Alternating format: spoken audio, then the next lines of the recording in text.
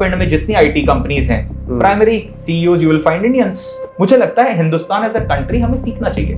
समाज व्यवस्था, रिश्तेदारी, प्रेम, सारी चीजें छोड़ के आदमी सिर्फ वहां चला जा रहा है। जैसे भारत में घर वापसी की चलन है, वैसा चाइना में देश वापसी का चलन है। भाई देश वापस आए। बिल्कुल, कोई रेसिज्म नाम की चीज मुझे तो नहीं लगता हिंदुस्तान में है।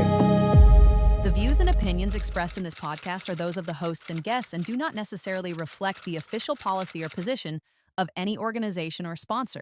This content is for informational and educational purposes only and should not be taken as professional advice. नमस्कार, आपका स्वागत है इजी टॉक्स में, जहां पर हम बात करते हैं बहुत ही कठिन, सोफिस्टिकेटेड और आपके जीवन को प्रभावित करने वाली चीजों के बारे में, लेकिन बहुत ही सहज और आसान तरीके से। जैसे आज हमारे साथ के गेस्ट हैं आदित्य सिंह जी, जिन्होंने लगभग एक दशक से ज्यादा बायोटेक में, या फिर सामान्य भाषा में कहें तो मेडिकल जो एक लाइन ऑफ रिसर्च होती है, उसको दिया है। आज हम इनसे चर्चा करेंगे और बहुत ही सामान्य शब्दों में क्या इंपॉर्टेंस होती है हमारे जीवन में बायोटेक्नोलॉजी की, उसको समझने का प्रयास करेंगे। आदित्य जी, आपका बहुत बहुत स्वागत है हमारे स्टूडियो में। Thank you doctor Kamal. I think it's been my pleasure to come here and share whatever journey I have been through. And biotechnology और मेडिकल फील्ड एक ऐसी फील्ड है आई थिंक जो सभी जनमानस को एक तरह से टच करती है, मुझे, आपको, हमारी फैमिलीज को, सबको। And India being a developing nation, I think health care एक ऐसी चीज़ है जो बहुत ही इंपॉर्टेंट है for the growth of our nation, for the wellbeing of human beings. तभी हम प्रोडक्टिविटी, जॉब्स, सारी चीज़ें तभी आती हैं जब आप एक हेल्दी फैमिली, एक हेल्दी पॉपुलेशन क्रिएट करते हैं। सो आई थिंक बहुत मज़ा आएगा आपके साथ इस डिस्कशन को आगे बढ़ाने में। सर, मैं शुरू बहुत ही एक कोट है, जब गांधी जी ने एक बात कही थी अंत्योदय के बारे में, कि जब भी आप किसी पॉलिसी के बारे में, किसी चीज़ के बारे में सोचते हैं जो ग्राउंड ब्रेकिंग हो, कुछ नई हो, तो उसमें आप एक पहलू हमेशा ध्यान रखें कि वो क्या जो वीकेस्ट ऑफ द ऑल है, जो समाज में सबसे पिछड़ा हुआ है, क्या उसको प्रभावित करेगा, उसके जीवन को बेहतर करेगा।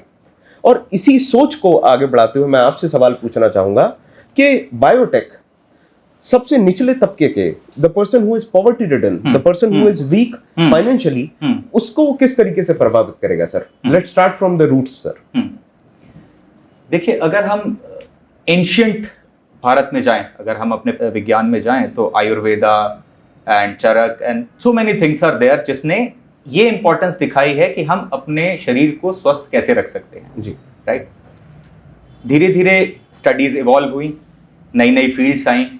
सो बायोटेक्नोलॉजी बेसिकली क्या है कि ये दो शब्दों का एक मेल है, biology plus technology. So this is basically the field जहां हम टेक्नोलॉजी का इस्तेमाल करके बायोलॉजिकल चीजों को इंप्रूव करने की कोशिश करते हैं। Human being is also a biological thing, animals, plants, these all are where biotechnological application works. रही बात जो आपने सवाल पूछा कि लोएस्ट तबके को ये कैसे इंपैक्ट करता है, देखिए, कोई भी टेक्नोलॉजी जो हम समझते हैं, चाहे वो आईटी की टेक्नोलॉजी हो या रॉकेट साइंस, स्पेस की टेक्नोलॉजी हो, सबसे पहले वो top end of the research में जाती है। कि अगर कोई भी नया टेक्नोलॉजी आती है, जैसे मैं आपको एग्जांपल देता हूं कि जो पैकेज्ड फूड्स है, ये सबसे पहले नासा ने डेवलप किए for the astronauts which are going to there space stations and जो भी बाहर की विजिट कर रहे थे, कि उनको खाने के लिए प्रॉब्लम ना हो। तो ये पैकेज्ड फूड्स बनना शुरू हुए कि आप इसमें गर्म पानी डालिए, मैगी में गर्म पानी डालिए and you get the food ready. वैसे ही बायोटेक्नोलॉजी में जो top end of the research start हुई, that is started from NASA, कि क्या कहीं पर और जीवन है एंड उसको कैसे खोजा जाए यदि है तो। और अगर हम खोज लेते हैं, या मान लीजिए धरती पर तो जीवन है, तो उसको हम कैसे बेहतर बना सकते हैं, उसमें बीमारियां ना लगें, वो स्वस्थ जीवन जी सके, उसकी आयु लंबी हो। So these are some of the parameters on which these technologies have been created, started from NASA और the top end of the research. धीरे धीरे ये परकुलेट होती है to the lower end of the society. So जो आपका सवाल है कि क्या ये निचले तबके को इंपैक्ट करेगा, फॉर श्योर करेगा, लेकिन उसके लिए एक समय लगेगा। देश का, चूंकि हमारा एक बहुत बड़ा देश है, निचले तबका और निचला तबका जो हम lower end of the pyramid जिसको हम बोलते हैं, अगर हम वैल्यू चेन की बात करें, तो वो भी बहुत बड़ा है। फॉर एग्जाम्पल, मैं आपको एक छोटा सा एग्जाम्पल देता हूँ कि आजकल पहले जितनी भी सर्जरीज होती थी, चाहे नी रिप्लेसमेंट हो या हिप रिप्लेसमेंट हो या इस तरह की जो भी सर्जरीज होती थी, वो मैनुअली सर्जन्स करते थे। बहुत पढ़ाई करते थे, MBBS करते थे, MD करते थे, and then they do lot of other things also into the research and all. तब जाके 20-22 साल 25 साल की मेहनत के बाद एक टॉप एंड सर्जन होता था, जैसे अगर आपने नाम सुना होगा डॉक्टर देवी शेट्टी, बहुत ही फेमस सर्जन है, नारायण हृदयालय नाम की एक संस्था चलाते हैं, and he is one of the top renowned cardiologist in the world, cardiac surgeon in the world, right. तो काफी मेहनत लगी हमें इस पूल ऑफ टैलेंट को क्रिएट करने में, बहुत समय लगा, बहुत एजुकेशन लगी, बहुत एनर्जी रिसोर्सेस लगे। नाउ अब हम अगर ये एक्सपेक्ट करें कि क्या डॉक्टर देवी शेट्टी, या मान लीजिए डॉक्टर देवी शेट्टी जैसे 10, 20, 50 लोग हैं भी हमारे पास, तो क्या वो 150 करोड़ की आबादी के लोगों को इंपैक्ट कर सकते हैं? तो वो थोड़ा मुश्किल है। हमें वैसे और भी बहुत सारे लोग क्रिएट करने पड़ेंगे। जो मैं कहना चाह रहा हूं कि वो टॉप एंड पे रह जाता है रिसर्च, वो धीरे धीरे बहुत परकुलेट होगा, और उसके लिए बहुत एक डेडिकेटेड एफर्ट चाहिए, जो आई थिंक पिछले 10 साल से एटलीस्ट मैं देख रहा हूं कि धीरे धीरे हम उस तरफ, उस दिशा में अग्रसर हैं, बट थोड़ा समय लगेगा मुझे लगता है अभी हमें वहां तक पहुंचने में। सो मशीन्स जो है रिप्लेस कर रही हैं इंसानों को with AI, with robotics.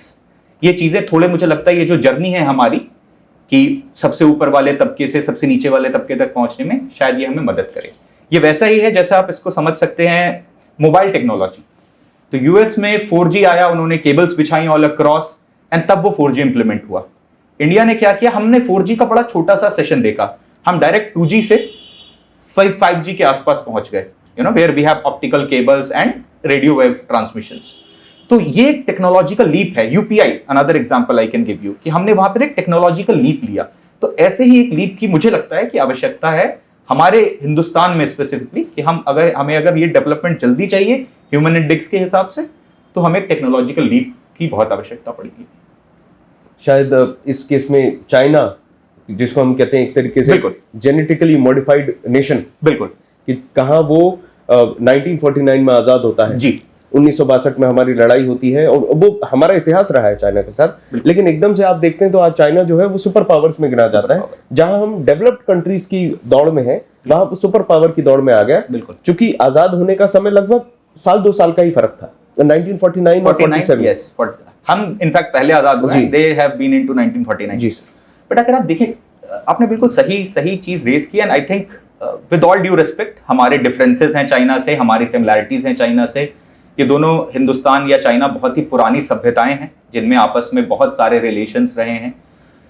But इस स्पेसिफिकली फील्ड में जो आप बात कर रहे हैं, कि अगर हम मेडिकल या बायोटेक्नोलॉजी की बात करें, तो स्पेशली 1990s के बाद चाइना ने बहुत डेडिकेटेडली इस फील्ड में फोकस किया, because USA was the super power, and China ने बाकी जब मैन्युफैक्चरिंग में अपना एक एज बना लिया, तो उन्हें लगा कि यार नेक्स्ट, देखिए मैन्युफैक्चरिंग किसी भी देश में जब बढ़ती है, तो आपके केमिकल्स, ये सारी चीजें धीरे धीरे एनवायरनमेंट में आना शुरू होती हैं, क्योंकि आपके पास, आपने बहुत सारी फैक्ट्रीज लगा दी, वो एफ्लुएंट्स ट्रीट कर रही हैं, पोल्यूशन हो रहा है, एयर पोल्यूशन हो रहा है, वाटर पोल्यूशन हो रहा है, different sort of pollution, and उसका इंपैक्ट धीरे धीरे जनमानस पर पड़ना शुरू होता है। सो चाइनास ने चूंकि 70s 80s में मेजर इंडस्ट्रियलाइजेशन स्टार्ट किया, तो 90 के दशक से उनको वो इंपैक्ट लोगों पे दिखना शुरू हुआ। सो इससे उन्होंने ये रियलाइजेशन लिया कि यार अब हमें हेल्थ केयर, बायोटेक्नोलॉजी, इस सेगमेंट में भी अपने आप को अग्रसर करना पड़ेगा, सो दैट हमारे पॉपुलेशन पे बहुत बड़ा इंपैक्ट ना पड़े, क्योंकि वो वन चाइल्ड पॉलिसी से ऑलरेडी एक सर्टेन पॉपुलेशन देख चुके थे, प्रभावित थी उनकी।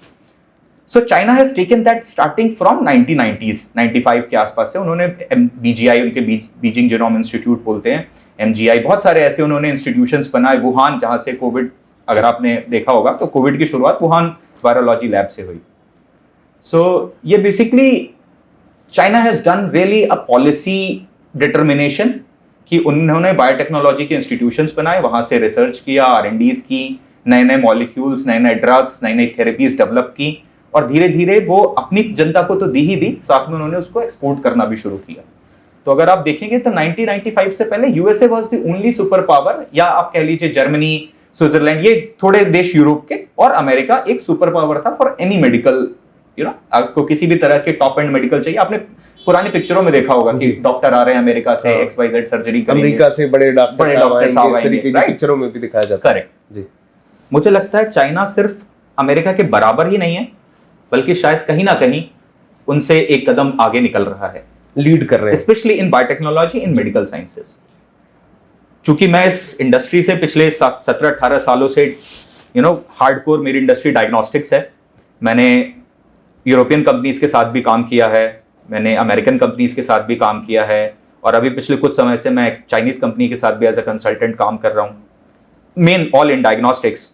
एंड मैं ये फर्क समझ पा रहा हूँ, या मुझे ऐसा फर्क महसूस हो रहा है कि वो बहुत मेच्योर्ड, बहुत हाईली डेवलप्ड ऑर्गेनाइजेशंस हैं जो अमेरिका और यूरोप में थी, बट उनके प्रोडक्ट अगर हम इंडियन हिसाब से देखें तो अभी भी एक प्रीमियम स्केल करते हैं। बट अगर आप चाइना को देखें तो उनके प्रोडक्ट्स इक्वली गुड हैं। मैं ऐसा नहीं कहूंगा कि वो बेहतर है अमेरिका से या खराब है, बट इक्वली गुड है, क्योंकि अभी बहुत स्टैंडर्डाइज हो गए हैं प्रोसीजर कि अगर आपने कोई नया थेरेपी लाए हैं तो आपको CDC, WHO, ये जो बड़ी बड़ी संस्थाएं हैं, इनका अप्रूवल्स चाहिए, इनका क्लिनिकल ट्रायल्स है, इनका एक पूरा प्रोसेस है कि वो उसको इवैल्यूएट करने का। तो चाहे कोई भी कंपनी हो दुनिया की, वो उस प्रोसेस से ही गुजरेगी, एंड वो बहुत स्टैंडर्डाइज प्रोसेस है। तो फर्क बहुत ज्यादा नहीं है, बट जो कॉस्ट है, अमेरिकन कंपनीज, यूरोपियन कंपनीज की कॉस्ट अभी भी एक प्रीमियम लेवल पर है हिंदुस्तान के पर्सपेक्टिव से, जबकि Chinese are somehow in an affordable range. तो मुझे लगता है ये एक बड़ा अंतर है जो चाइनीज कंपनीज और यूरोपियन मेडिकल रिलेटेड कंपनीज में आपको फर्क दिखेगा। सर, एक शब्द जो आपकी पूरी बात में मेरे दिमाग में फंस गया जी, अफोर्डेबल। दूसरी आपने बात कही कि आपका बहुत लंबा अरसा रहा है डायग्नोस्टिक्स में। जी सर, थोड़ा सा मतलब आप जानते हैं कि भारत में कितना भी कुछ कहें, लेकिन अंधविश्वास का एक स्तर है, खासकर जिनके पास जेब में इलाज के पैसे नहीं होते, वो झाड़ फूक और इन सारी चीजों में विश्वास रखते हैं। बिल्कुल सही। कुछ लोग ऐसा भी होता है कि अपने हाथों की लकीरें दिखाएंगे कि भाई कितना जीवन है, शादी होगी, व्यापार है, विदेश भ्रमण है, इस तरीके से। तो सर, जैसा भविष्य ये देख लेते हैं हाथ पढ़ के, वैसा कोई तरीका जिससे हम मेडिकल भविष्य देख लें कि कौन कब बीमार होगा, क्या बीमारी होगी, और इस तरीके कितना जीवन होगा, या कुछ ऐसी बारीकियां सर? बड़ा अच्छा प्रश्न किया है डॉक्टर कमल आपने, और मुझे खुशी भी है ये बताते हुए कि शायद आज हम उस जगह पहुंच गए हैं कि जन्म पत्री तो मैं इसको नहीं बोलूंगा, बट अगर मैं मेडिकल टर्म्स में करूं तो उसको जीनोम पत्री कह सकते हैं। जी। एंड देयर आर कंपनीज, मतलब ये तो चलिए मजाक की बात है, but there are companies who are developing and having products which are based on the genome पत्री। सो जीनोम पत्री का मतलब है कि हम सब जितने भी लिविंग बीइंग्स हैं वो सेल्स से बने हैं, ये हम सब जानते हैं, right? Cells has the genetic content which we call DNA, RNA। जैसे वायरस में RNA होता है, बाकी बैक्टीरिया है या प्लांट्स हैं, एनिमल्स हैं, ह्यूमन बीइंग्स हैं, हम सब में DNA है, right, which is a primary genetic material. So हर सेल के अंदर DNA क्रोमोसोम्स होते हैं। क्रोमोसोम्स क्या है? पैक्ड DNA उसमें पैक्ड रहते हैं जी। सो अगर हम किसी के भी DNA, मान लीजिए आपका जो DNA कॉन्फ़िगरेशन है, DNA फिंगरप्रिंट है, वो आपके पिताजी से काफी सिमिलर होगा या आपकी फैमिली मेंबर से काफी सिमिलर होगा, परंतु मेरे से बहुत डिफरेंट होगा जी, या किसी भी और व्यक्ति से जब आप उसको कंपेयर करेंगे तो बहुत डिफरेंट होगा। तो ये एक नया कंसेप्ट चालू हुआ है, जो उसमें जन्म पत्री तो आप बनवाते ही हैं जब बच्चा पैदा होता है, आप उसका जो प्लेसेंटा होता है जी, यू अंडरस्टैंड प्लेसेंटा, राइट, जिस कॉर्ड से मां से बच्चा और बच्चा जुड़ा होता है, होता है धागे से एक तरीके से जी। सो उस प्लेसेंटा को आजकल प्रिजर्व करते हैं, there are stem cell preservation companies, bio banks बोलते हैं उसको। तो आप उस बच्चे का प्लेसेंटा को प्रिजर्व कर सकते हैं, उससे कई बेनिफिट हैं। पहला कि आप उसका DNA निकाल के उसकी पूरी जेनेटिक सीक्वेंसिंग कर सकते हैं, उसका पूरा DNA फिंगरप्रिंट तैयार कर सकते हैं, जिसको मैं जीनोम पत्री कह रहा हूं। इससे हमें क्या पता चलता है कि उसका जेनेटिक कॉन्फ़िगरेशन कैसा है जी, वो कितना प्रोन है डिजीज के लिए, कितना, मान लीजिए परिवार में किसी को डायबिटीज है, उनके दादाजी को है, उनके पिताजी को है, तो बहुत चांसेस रहते हैं कि बच्चे में भी वो जीन्स पास हो जाए। Genes is like a hereditary material, inherit होते हैं, वो पुश्तैनी जायदाद जैसे हाँ, इनके बाद इनको मिलेगी इस तरीके से। करेक्ट जी जी। तो मान लीजिए अगर मेरे पिता हिंदुस्तानी हैं और फेयर कलर के हैं, तो उनके जब जीन्स पास होंगे, तो ऐसा जरूरी नहीं कि फेयर ही हो, लेकिन बहुत हद तक अधिकता होती है कि जो कैरेक्टरिस्टिक्स माँ बाप के हैं वही कैरेक्टरिस्टिक्स आगे बच्चे में ट्रांसफर होंगे। तो हम वो एक मैप बना सकते हैं। दूसरा एडवांटेज क्या है कि स्टेम सेल एक टेक्नोलॉजी है जिसको हम स्टेम सेल टेक्नोलॉजी बोलते हैं। इंडिया में ठीक ठाक प्रेवलेंट है, मैं कहूंगा बहुत अच्छे से प्रेवलेंट नहीं है। इसको समहाउ आई शुड नॉट से इट, बट आई थिंक जिस तरह की ये टेक्नोलॉजी है, जिस तरह का पोटेंशियल है इस टेक्नोलॉजी में, उस तरह का इसको रिस्पॉन्स नहीं मिला, या उस तरह का सपोर्ट आई थिंक मुझे लगता है कि नहीं मिला। स्टेम सेल टेक्नोलॉजी का, stem cell has the potential to become any cell और tissue as a part of your body. मान लीजिए कोई व्यक्ति है, उसका एक्सीडेंट हो जाता है और उसका कोई पैर जल जाता है या टूट जाता है या कोई ऑर्गन, उंगली कट जाती है, किसी कुछ भी ऐसी कोई, मान लीजिए आपको किडनी ट्रांसप्लांट होना है, लिवर ट्रांसप्लांट, और ये सब बहुत कॉमन है। आप भी समाज में बैठते हैं, 4 लोगों से मिलते हैं, आपको समझ में आएगा कि बुजुर्ग लोगों को ये सब जरूरतें पड़ती हैं। स्टेम सेल एक ऐसा सेल होता है इंसानी बॉडी में जो किसी भी ऑर्गन के सेल में कन्वर्ट हो सकता है। मान लीजिए आपको लिवर के लिए टिश्यूज चाहिए, आपका स्टेम सेल से यू कैन कन्वर्ट इट। आपको किसी और ऑर्गन के लिए चाहिए, आपको ग्राफ्ट के लिए चाहिए, मान लीजिए आपका कोई पोर्शन जल जाता है किसी का भी और उस पोर्शन में आपको नई स्किन पैच लगाना है, तो वो बहुत इजीली स्टेम सेल से हो सकता है। अभी कैंसर के लिए मैं आपको बताऊं कि कैंसर के लिए कार टी सेल थेरेपी, अभी हमारे कुछ इंस्टीट्यूशंस दिल्ली एनसीआर में, मुंबई में काफी बड़े बड़े इंस्टीट्यूट, जैसे टाटा मेमोरियल हॉस्पिटल है मुंबई में, दिल्ली में अमृता इंस्टीट्यूट है, फरीदाबाद में आपका, सो बहुत सारे कैंसर के जो बड़े इंस्टीट्यूशंस हैं, they are starting this CAR T cell therapy for cancer patients and बहुत अच्छे रिस्पॉन्सेज वर्ल्ड वाइड आए हैं, जिसकी वजह से ये हिंदुस्तान में भी धीरे धीरे डेवलप हो रहा है। So what I am trying to say is कि there is a huge potential अगर हम इन टेक्नोलॉजीज को ठीक से इंप्लीमेंट कर पाए, एक उसमें अफोर्डेबिलिटी ला पाए, तो एक हम बड़े जनमानस को, India is a diabetic capital, India is going to be a capital of cancer patients by 2030-32. It is as projected. I'm not talking anything which is out of the context, but the data as per our ICMR and other research bodies. इन चीजों को अगर हमें अभी से tackle करने के लिए हम प्लान नहीं करेंगे तो शायद बहुत देर हो जाएगी। So as a government, as a policy holders, I think people has to work on these aspects and धीरे धीरे हमें इस टेक्नोलॉजीज को इम्प्लीमेंट करना होगा, लोगों को अवेयर करना होगा। सुपरस्टिशियंस की जो आपने बात कही थी, आई थिंक जब हम किसी चीज को बहुत क्लियरली आसान भाषा में लोगों तक पहुंचा पाए एज अ कैंपेन, जैसे मान लीजिए आप शायद रिलेट कर पाएंगे इस बात से, आज से अगर 10 साल या 15 साल पहले हम किसी को कहते कि यार आप एक भी रुपया जेब में मत रखिए, सिर्फ फोन में यूपीआई रखिए और आप दिल्ली के एक कोने से दूसरे कोने जाकर अपनी ट्रांजैक्शंस कर सकते हैं, तो शायद लोग हंसते 15 साल पहले, पर आज वो पॉसिबल है।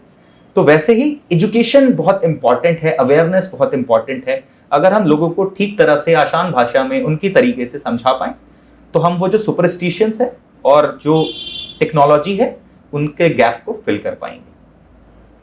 आसान नहीं होगा of course, but I think अगर गवर्नमेंट इस पे इनिशिएटिव लेगी, डिटर्मिनेशन दिखाएगी, एज अ सोसाइटी हम सब डिटर्मिनेशन दिखाएंगे, तो मुझे लगता है ये इम्पॉसिबल भी नहीं है। सर, आपकी बात से 2 बातें फिर निकल के आई। ये बिल्कुल ईगल की चर्चा जैसा है, जिस थीसिस में से एंटी थीसिस निकल रहा है, फिर सिंथेसिस हो रहा है। तो एक मुख्य बात जो मैं समअप करना चाहूंगा आसान भाषा में, कि स्टेम सेल एक बहरूपिया जैसा है।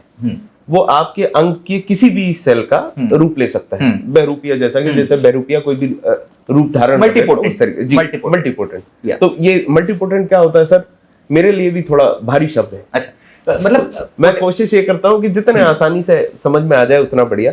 दूसरा मुख्य सवाल मेरे दिमाग में था, जैसे आपने काट जो CART और भी इस तरीके के जो नए नए रिसर्च होते हैं, मान के चलिए भारत में आप जैसा कोई युवा कोई नया रिसर्च करता है, तो सर उसको बचाया कैसे जाए? क्योंकि आप जानते हैं, मान के चलिए कोई भी नई रिसर्च या कुछ होता है तो तुरंत उसके ऊपर कोई भी अपना नाम लगाने के लिए तैयार हो जाता है। बिल्कुल सही। तो वो कैसे करा जाए कि आपकी रिसर्च प्रोटेक्टेड रहे, बिल्कुल बेसिक लेवल से? क्या तरीका हो सकता है सर कोई नई रिसर्च करके उसको प्रोटेक्ट करने का? देखिए, रिसर्च को प्रोटेक्ट करने का जितना मैं समझ पाता हूँ कि इंटेलेक्चुअल प्रॉपर्टी है जी, एंड आजकल पेटेंट्स, गवर्नमेंट भी अगर आप देखेंगे, जो स्टूडेंट्स, जो प्रोफेशनल्स इस इंडस्ट्री में काम कर रहे हैं जी सर, या जितने भी हमारे रिसर्च इंस्टीट्यूशंस हैं, जैसे एम्स है या डिपार्टमेंट ऑफ बायोटेक्नोलॉजी के इंस्टीट्यूशंस हैं, एग्रीकल्चर के इंस्टीट्यूशंस हैं, जो भी रिसर्च ड्रिवन इंस्टीट्यूशंस हैं, IITs हैं, IISCs हैं, ये सब का एक मैंडेट आई थिंक गवर्नमेंट ने सेट किया है कि आपको पेटेंट्स पब्लिश करने हैं। ओके। सो अभी तक क्या हो रहा था, या कुछ समय पहले तक, 5, 7, 10 साल पहले तक क्या हो रहा था कि हम जो भी रिसर्च डेवलप्ड नेशंस में होती थी, सिर्फ उसी को एक एज अ रेफरेंस मान के हम रिपीट करते थे। ओके। तो उससे क्या हुआ कि हमने कुछ भी नोवेल काम नहीं किया, नया काम नहीं किया। जो काम वहां हो रहा था उसी को हमने हिंदुस्तानी पॉपुलेशन के हिसाब से ऑप्टिमाइज करके रिसर्च पब्लिकेशंस पेश कर दिए। तो पेपर्स तो बहुत छपे, लेकिन पेटेंट्स नहीं बने। ओके। हमें प्रोप्राइटरी नहीं मिली। और इससे हुआ क्या कि हम सिर्फ वेस्ट की तरफ ही देखते रह गए कि आप टेक्नोलॉजी बनाइए, हम उसको इस्तेमाल करेंगे। तो हम इनोवेटर्स नहीं हैं, हम सिर्फ अडेप्टर्स रह गए। तो आपने बड़ा अच्छा प्रश्न किया है कि अगर हम इनोवेशन, जो हमारी सरकार आजकल हर जगह हम देखते हैं इनोवेशन की बात हो रही है, इनोवेशन का मतलब है कि आपने कुछ नई चीज क्रिएट की है, चाहे वो किसी भी फील्ड में, स्पेशली बायोटेक या हेल्थ केयर की अगर आप बात करें, तो जब आपने एक पेटेंट क्रिएट कर लिया, आपने उसको रजिस्टर करा लिया भारत सरकार के द्वारा या जो भी और अदर संस्थाएं हैं उनके द्वारा, तो फिर किसी के पास भी दुनिया में वो ऑप्शन नहीं है कि वो आपसे उस चीज को ले सके। तो पहली चीज, हमें अपनी रिसर्च को सिर्फ वेस्ट को देखकर कॉपी नहीं करना है, हमें अपना दिमाग लगा के अपने इनोवेशंस पे काम करना है और उस इनोवेशंस को जो एक प्रॉपर तरीका है उसके थ्रू पेटेंट कराना है। जितने ज्यादा हमारे पास पेटेंट्स होंगे, हमारी स्ट्रेंथ, हमारी इंडस्ट्री की स्ट्रेंथ उतनी ही स्ट्रांग होगी। शायद आने वाले समय में जो पोजीशन आज वेस्ट की है कि मेजॉरिटी पेटेंट्स उनके पास हैं, हमारे पास कम है, तो शायद आने वाले समय में हमारे पास बहुत सारे पेटेंट्स होंगे और they might be कॉपिंग us. Sir, जैसे आपके पास जो अनुभव है जी, अगर किसी को किसी भी तरीके की जानकारी प्राप्त करनी है या फिर आपके अनुभव से जुड़ना है, कोई सवाल है, कोई गाइडेंस चाहिए है डायग्नोस्टिक्स के क्षेत्र में, तो सर आपसे जुड़ने का क्या माध्यम है सर? किस तरीके से आपसे जुड़ा जा सकता है? देखिए, मैं अपना नंबर या ईमेल आईडी, आई थिंक सबसे अच्छा तरीका है मेरे हिसाब से कि आप ईमेल करिए या कॉल करिए, या लिंक्डइन पे मैं काफ़ी एक्टिव रहता हूँ, तो वहाँ पे कनेक्ट कर सकते हैं। एंड बेसिकली आइडिया यही है कि अगर आपके पास कुछ अच्छा सुझाव है तो आप तरीके ढूंढ लेंगे। So I will share my all contact details, anybody can come. मैं कुछ संस्थाओं से भी जुड़ा हूँ, तो उनके माध्यम से भी आप मुझे कनेक्ट कर सकते हैं। I will share you all the details, तो आप उसको डाल सकते हैं।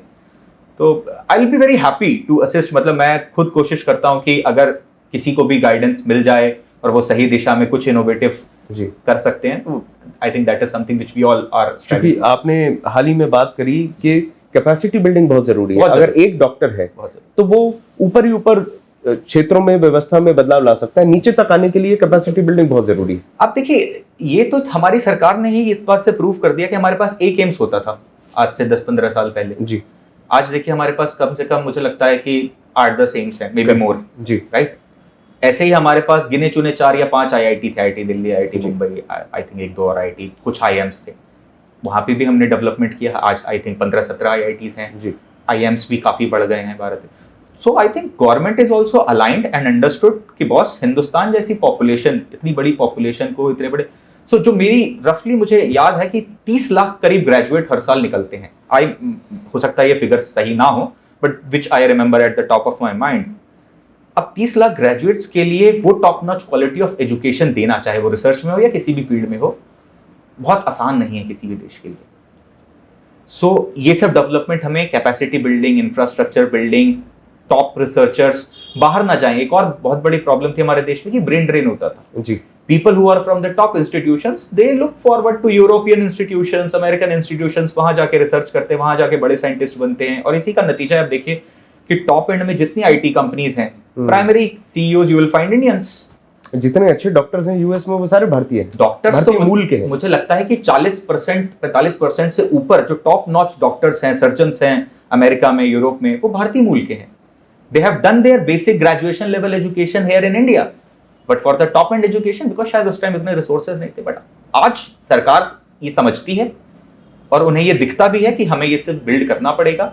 एंड जो नई युवा पीढ़ी है, आई थिंक मैं उनको भी ये चीज बोलूंगा कि आप हिंदुस्तान में, आप पढ़िए कहीं भी, देखिए चाइना की हम बात कर रहे थे, what China has did, they have made policies कि उनके जितने भी स्कॉलर्स हैं जो विदेशों में पढ़ रहे हैं, टॉप एंड रिसर्च कर रहे हैं, किसी अच्छे इंस्टीट्यूशंस में हैं, एक ओहदे पे पहुंच गए हैं, उनको उन्होंने वापस बुलाया। उस पॉलिसी का मुझे नाम याद नहीं आ रहा, but China has run this policy कि आप वापस देश में आइए, हम आपको सारी सुविधाएं देंगे, स्पेशल अटेंशन देंगे, और आपने जो भी ज्ञान वहां प्राप्त किया है उसको यहाँ इंप्लीमेंट करिए, देश हित में लगाइए।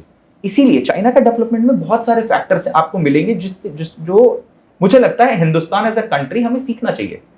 तो आप कहना चाह रहे हैं कि जैसे भारत में घर वापसी की चलन है, वैसा चाइना में देश वापसी का चलन है, भाई देश वापस आए, बिल्कुल, और देश को लाभ पहुंचाए, देश के हित में काम करें। बिल्कुल। मैं बहुत सारे ऐसे साइंटिस्ट को जानता हूं जिन्होंने कॉन्शियस, जो बहुत अच्छी पोजीशंस पे थे, बड़े बड़े इंस्टीट्यूशंस पे थे, but they have taken a conscious step to come back to India, and यहां पर भी वो इंस्टीट्यूशंस के साथ जुड़े, उन्होंने बहुत अच्छे काम किए, बहुत सारे स्टूडेंट्स को ट्रेन किया है, बहुत रिसर्च स्कॉलर्स बनाए हैं, बहुत पेटेंट्स इनोवेशंस पे काम कर रहे हैं। सो आई थिंक ये एक बहुत ही क्रिटिकल फील्ड है, सबके लिए शायद पॉसिबल नहीं हो, या मैं ये भी नहीं कह रहा हूं कि it has to be 100% thing, but at least हमें एक बहुत डेडिकेटेड शुरुआत करनी चाहिए इस दिशा में।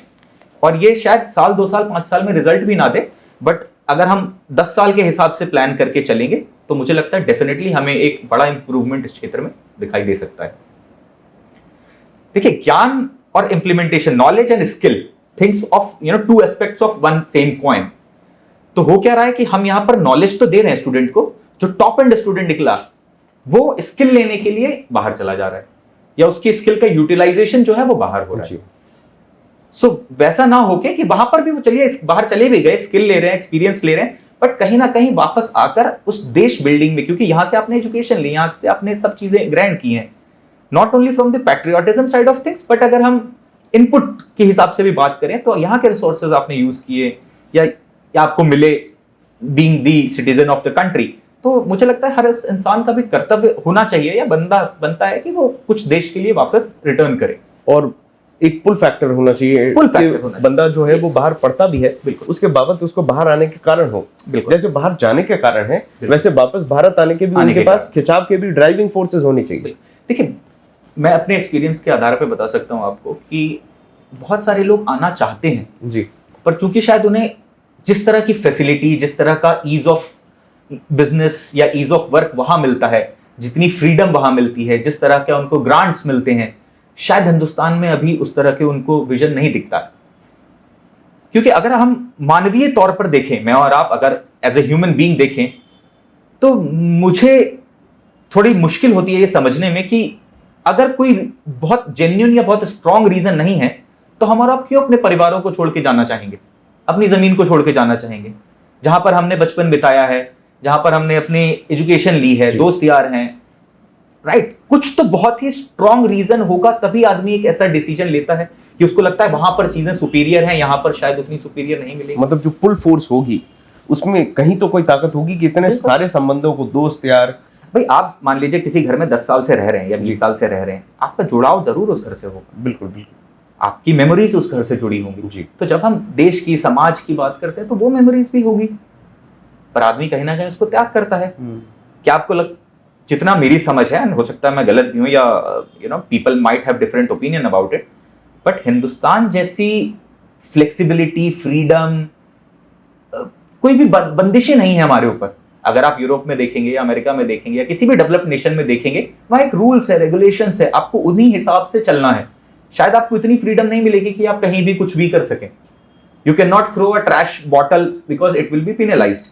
उसके अलग एस्पेक्ट्स हैं, बट मैं ये कहना चाह रहा हूं कि हिंदुस्तान जैसा देश रहने के लिए आजाद, कोई बंदिशें नहीं, आप किसी भी धर्म का पालन कर सकते हैं, आप किसी भी स्ट्रेटा ऑफ सोसाइटी में रह सकते हैं, कोई रेसिज्म नाम की चीज मुझे तो नहीं लगता हिंदुस्तान में है। तो बहुत आसान है जीवन व्यतीत करना हिंदुस्तान में, बहुत प्रेम है लोगों में, घनिष्ठता है परिवारों में। आप देखिए यूरोप में या अमेरिका में या वेस्ट में उस तरह का कोहेसिवनेस इन द फैमिली, उस तरह का कोहेसिवनेस इन द सोसाइटी आपको बहुत आसानी से नहीं मिलेगा देखने को। तो आप ये कहना चाह रहे हैं कि हमें सफिशिएंट पुल इन फैक्टर्स, यस, हमारे पास इंग्रेडिएंट्स हैं जी, यस, हमारे पास इंग्रेडिएंट्स है। मेरे हिसाब से हमें उस इंग्रेडिएंट्स को मिलाकर एक ऐसी डिश, एक ऐसी स्टोरी लाइन क्रिएट करनी है जो भी लोग बाहर हैं जिनको लगता है कि यार ये अभाव है हिंदुस्तान में, उसके हिसाब से हम उनको एक बताएं कि बॉस अभाव है बट हम इसके लिए काम कर रहे हैं, आप आइए, हम आपको इस तरह से उस अभाव को सेटल करने में मदद करेंगे जी। आई थिंक वैसा एक प्लेटफॉर्म अगर गवर्नमेंट क्रिएट करेगी, और कर भी रही होगी, आई एम श्योर कुछ प्लेटफॉर्म्स मुझे पता है कि government is specially building those things and I am sure they are building in other aspects also. तो सरकार, समाज, हम लोगों को ऐसा कलेक्टिवली एफर्ट करना पड़ेगा, तभी हम आगे की तरफ अग्रसर होंगे।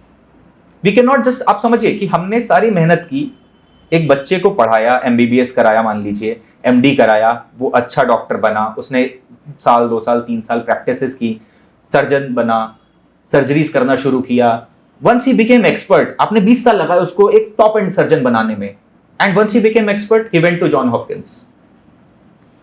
सो it's a big brain drain, और ये बहुत इंपैक्ट करेगा अगर हम बड़े स्तर पर हिंदुस्तान को या देश को या शहर को सोचे तो।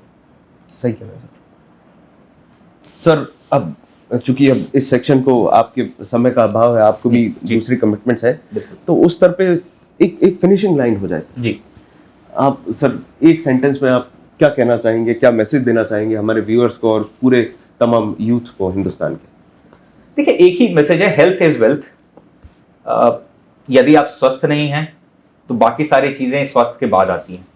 हम सब इन जनरल हम सोसाइटी में वेल्थ क्रिएशन पे बहुत फोकस करते हैं कि पैसा होना चाहिए तो हम ये कर लेंगे वो कर लेंगे, बट आई थिंक आप बहुत बड़े लोगों से मिलेंगे जो 60 70 80 साल के हैं, हैविंग डिफरेंट डिजीजेस, डायबिटीज है, खा नहीं सकते कुछ, बहुत पैसा है, highly successful entrepreneurs, highly successful technocrats, businessman, but शायद वो उस तरह से जीवन को का रस नहीं ले पा रहे हैं जिसको हम सरल भाषा में कहते हैं। तो हेल्थ पे बहुत ध्यान दीजिए। दूसरा, अपने एजुकेशन और स्किल सेट पे काम करिए। अभाव हर जगह आपको दिख सकता है, इट्स मेरे हिसाब से it's your perspective, you see glass half full और हाफ एम्प्टी। तो अपने पर्सपेक्टिव को बदलिए, उसको हाफ फुल की तरफ देखिए, और हम सबको as a collective, each individual, आप, मैं, भाई बहन, दोस्त यार, समाज, हम सबको वो कलेक्टिव जिम्मेदारी लेनी पड़ेगी, देश हित में सोचना पड़ेगा, मेहनत करनी पड़ेगी, खुद को इंप्रूव करना पड़ेगा, स्किल्स इंप्रूव करने पड़ेंगे, तभी हमारा समाज बदलेगा, हमारा घर बदलेगा, हमारा देश बदलेगा। एंड एजुकेशन इसमें बहुत बहुत इंपॉर्टेंट क्रिटिकल पीस है। जितने लोग एजुकेशन की तरफ अग्रसर होंगे, जितने लोग स्किल बिल्डिंग की तरफ अग्रसर होंगे, मेहनत करेंगे, I think these are very basic ingredients which can make anybody successful, and we have huge examples of it. तो ये थी हमारी चर्चा आदित्य सिंह जी के साथ, जिनने एक लंबा अरसा बायोटेक्नोलॉजी में दिया है। मुख्य बातें जो हैं वो ये है कि हेल्थ इज वेल्थ। दूसरी मुख्य बात है कि आपको अपनी तालीम और तरबियत, एजुकेशन एंड स्किल, दोनों पे बहुत ध्यान देना होगा। अगर ये सारी चीजें हम करते हैं तो हम खुद को, अपने परिवार को, अपने देश को एक बेहतर स्थिति में देख पाएंगे, बेहतर मियार पे पहुंच पाएंगे। इस सेशन को यहीं खत्म करते हैं। आदित्य जी, आपका बहुत बहुत धन्यवाद हमारे बहुत बहुत धन्यवाद डॉक्टर कमल। और इसी तरीके से हम और भी एनरिचिंग, कुछ जानकारी से भरे हुए वीडियोस आपके लिए लाते रहेंगे। आप बने रहें हमारे साथ इजी टॉक्स पे। बहुत बहुत धन्यवाद। Thank you.